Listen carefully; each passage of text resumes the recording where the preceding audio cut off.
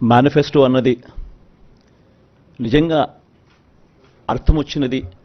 Manifesto అంటే ఎంత పవిత్రమైన గ్రంథము, దానికి ఉండాల్సినంత ప్రాధాన్యత ఎప్పుడొచ్చింది అంటే అది కేవలం ఈ 5 సంవత్సరాల్లో, ఈ 58 నెలల కాలంలోనే అని కూడా చెప్పడానికి నిజంగా చాలా గర్వపడతా ఉన్నా.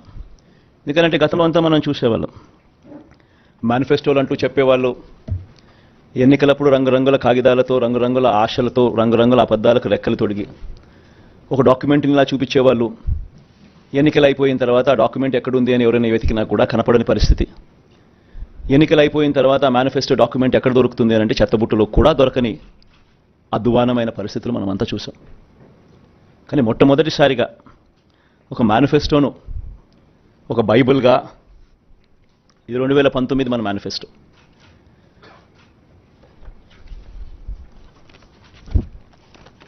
ఈ మాదిరిగా ఇచ్చిన ఈ మేనిఫెస్టోను ఒక బైబిల్గా, ఒక ఖురాన్గా, ఒక భగవద్గీతగా దీన్ని భావిస్తూ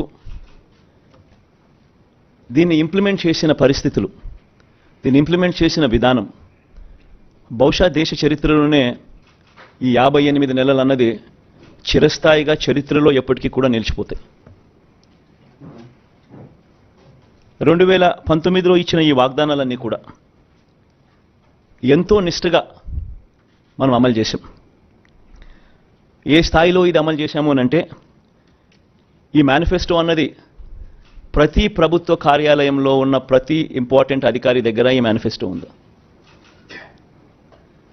ఏ స్థాయిలో ఇది అమలు చేశాము అనంటే, ఈ మేనిఫెస్టో అన్నది రాష్ట్రంలో ఉన్న ప్రతి ఇంట్లో కూడా ఉంది.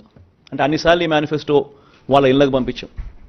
ప్రతి సంవత్సరం తర్వాత ఇదిగో ప్రోగ్రెస్ రిపోర్ట్, ఇదిగో అక్క, ఇదిగో చెల్లెమ్మ, ఇదిగో ప్రోగ్రెస్ రిపోర్ట్, ఇదిగో మా మేనిఫెస్టో, చెప్పినటువన్నీ మీరే టిక్ చేయండి అని మొట్టమొదటి సంవత్సరంలో 88%, 85%, 86% మొట్టమొదటి సంవత్సరంలో టిక్కు పెడితే చివరికి వచ్చేసరికి 99.5%, 99 ఎంత ధనంజయ, ఎంత 99 చివరికి వచ్చేసరికి అదే 99% పైచిలుకు,